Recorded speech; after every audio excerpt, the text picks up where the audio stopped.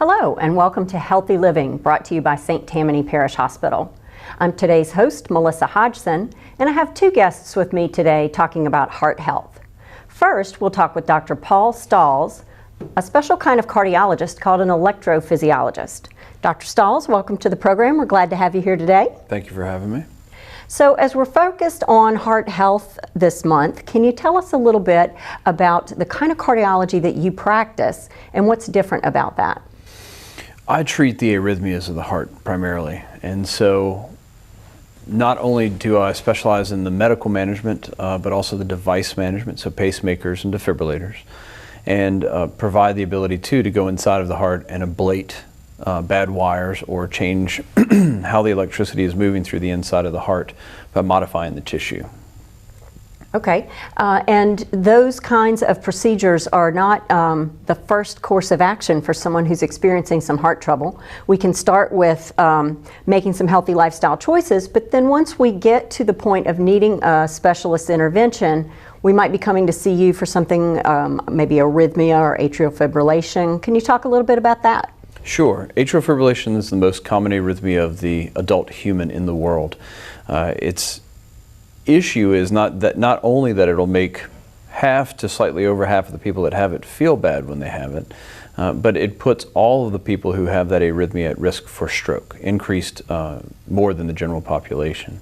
So the identification of that arrhythmia is very important, but also then the appropriate addressing of the stroke risk and reduction of that risk by the use of certain medications like Coumadin or some of the newer drugs, Pradaxa, Eliquis, or Xarelto.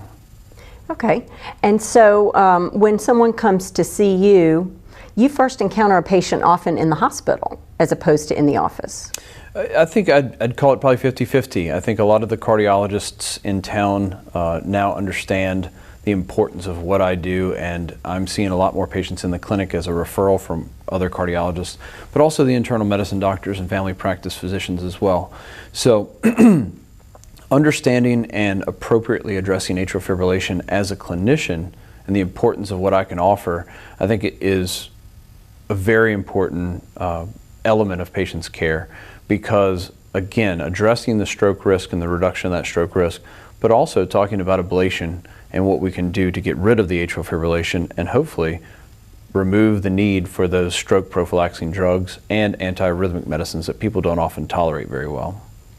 And so what you're talking about is a procedure in the hospital, but is it a same-day procedure? Or talk a little bit about that experience for the patient. Right, so for atrial fibrillation and its ablation, we have two modalities that we use, two types of ablations that I can offer.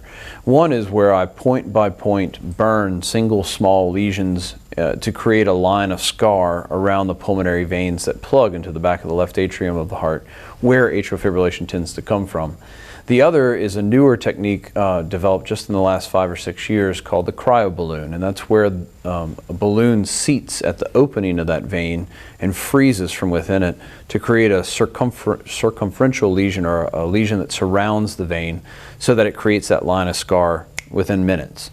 And so the cryoballoon has reduced the duration of the procedure and the recovery time of patients after, and it's become a very powerful modality that we offer people now. Great.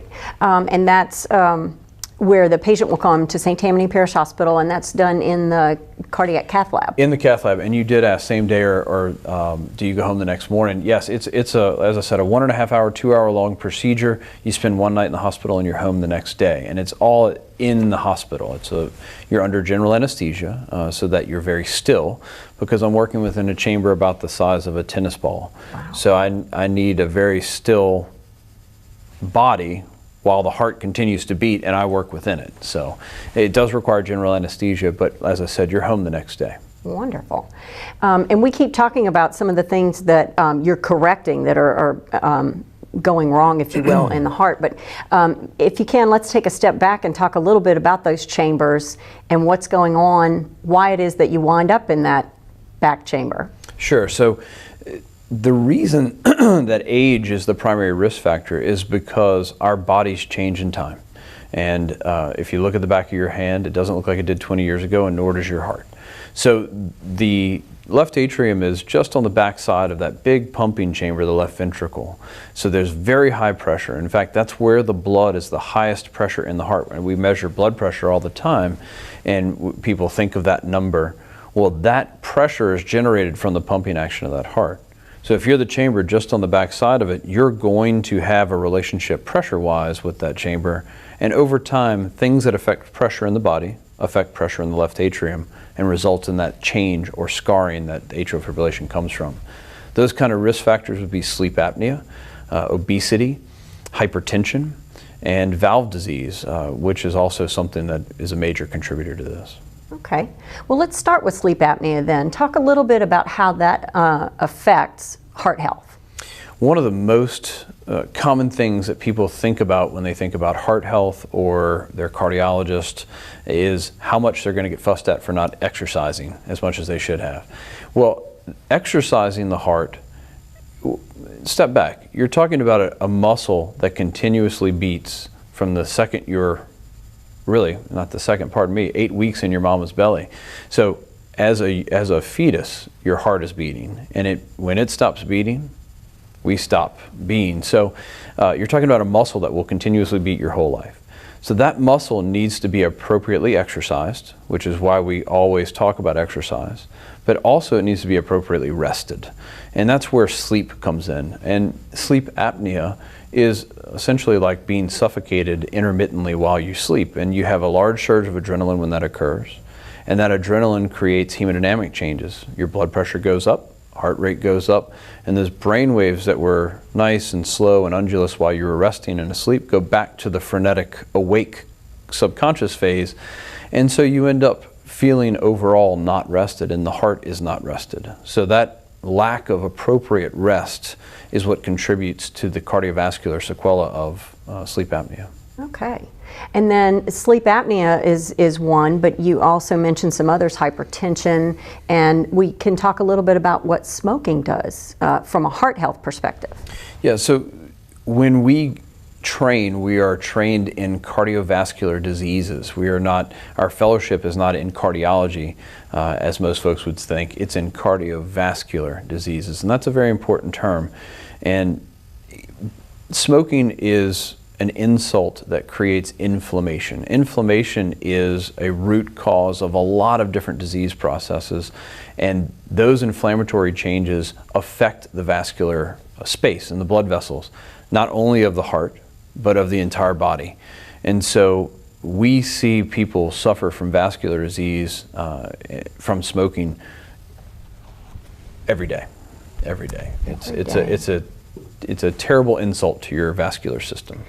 And so certainly we know if we can quit smoking or never smoke, that's going to help our heart health. If we can get a good night's rest and treat sleep apnea, that's going to help with heart health. If we wind up with the need for a procedure, we may need an electrophysiologist. But we can also talk about some things like diet and exercise. And certainly if we can control our cholesterol. Yeah, so there are guidelines set forth of what target goals we should shoot for with our cholesterol. And those generally can be achieved by good diet and avoiding the allowance of your body to lead towards the development of diabetes. Diabetes is also a very terrible insult to the cardiovascular system. It diseases the small blood vessels first. And so the vessels of the vessels and the vessels of the nerve are the ones that get affected. And so that's why patients with diabetes develop neuropathies and then subsequently develop vascular dysfunction and vascular disease. So what can you avoid? How can you avoid getting to diabetes is watching a good diet and exercising. And in fact, I heard an endocrinologist once at a lecture describe diabetes mellitus type 2 that you develop as an adult is basically that you've poisoned yourself with food. Oh. You've eaten so much food and overeaten so much of the wrong foods your entire life that your pancreas and your body essentially begin to have dysfunction because of that. So diet is integral in maintaining what is the right thing to put into the system. The car runs better on better fuel. You're not going to go get bad fuel with water and try to ask your boat engine or your car engine to ride down the road smoothly. So we try to give it good fuel. Same thing for the body. Very good. And so for someone who is focused on their heart health, choosing healthy foods, drinking a lot of water, getting some regular exercise, not smoking, and then watching that cholesterol. You talked also about sleep. So we want to make sure that we're getting a good night's sleep, and that when we are resting, our body is actually doing that job and resting. Right. So as a cardiologist, as an electrophysiologist, do you see patients who have those symptoms but don't even realize that that's what's leading to their heart disease? Certainly, yeah. And in fact, I think that most folks don't realize what kind of damage they're doing to their body just by living life. And so simple things that I bring up to patients are, in regards specifically to diet, is how many times a week should you eat at a fast food restaurant? And the answer is 0. 0. Right. How many times should you eat food out of a gas station? And the answer is 0. And as we sort of try to find our way in this modern world where there is so much more readily available at the drop of a hat or around the corner than ever before in human history, you have to step back and keep perspective. Just because it's there doesn't mean you should eat it. And what you eat is like taking medicine. You know, I have a lot of patients who come to me and say, I don't ever want to be on any medicine. I hate medicines. I don't want to take a pill. And then I ask them what they eat, and as they are overweight, and they say, well, you know, I eat potatoes and I eat all the cookies and crackers I want. I said, well, that's very much the same way to think of food is the same way to think as medicine. So what you put into your body equals how you treat yourself. So you really need to focus on a low carbohydrate diet that excludes primarily the complex carbohydrates. So bread, pasta, rice, potatoes, those are bad culprits. Corn, beans even sometimes. If you're trying to really lose weight, you need to cut those out of the diet and focus on the kind of carbohydrates that grew up out of the ground, or focus on the proteins that are animals that ate what grew up out of the ground. You stick to that and avoid processed foods, you're on the way to a good healthy diet. So one of those tricks you often hear is to shop the periphery of the grocery store. So you want your fresh leafy greens, fresh vegetables and fruits, the unprocessed dairy and meat, those kinds of things that are sort of around the edge of the grocery store. Because if we're going up and down the aisles, that's the things with the barcodes on them, which tends to be the most processed food. Exactly. Okay. And from the standpoint of what you all do in the cath lab, you've talked about kind of that heart health and the work that you can do. I've heard you explain about the electrical impulses from the top to the bottom, and I'm reminded of a description you gave of electrical impulses raining down. Can you talk a little bit about that and what's going on there and what you're correcting? Right. So in a number of arrhythmias that the heart has, there are extra wires that create circuits. And those discrete circuits can be ablated with minimal burning inside of the heart. The tip of the catheter that I use to rid the heart of these kind of extra wires is 3.5 to 5 millimeters, depending on the kind of catheter that I'm using. So it's a very, very small tip. And so as I describe it, it's more of a sniper mission than a strafing mission. We're not going in and just trying to waste away the internal part of the heart, but more specifically go in and take out one small area in a focused ablative lesion so that it modifies the circuitry. In the case of atrial fibrillation, where the top chamber is quivering essentially with electrical activity as opposed to one electrical impulse that goes to the bottom for the following beat, that's what creates the fast, irregular heartbeats that atrial fibrillation has. And so that in and of itself can make the heart sick. Just having atrial fibrillation and creating that dyssynchrony that is developed with the pressure relationship of left atrium and left ventricle because of that erratic beating. So the rhythmic top-bottom beating creates the pressure flow through the heart that should work better. Once you disrupt that, you're talking about a muscle that is trying to pump blood. Imagine there's a difference between how Tiger Woods swings a golf club and I swing a golf club. To the untrained eye, it may not look that much different, but the subtleties are what makes all the difference. Same thing in the heart. Even minor variations of timing, and we're talking milliseconds, thousandths of a second difference, can create pathologic processes in the heart. So trying to resynchronize the heart and allow it to be in a rhythmic flow is really what I'm built for. Very good. Well, we're glad to have you at St. Tammany Parish Hospital in the cath lab.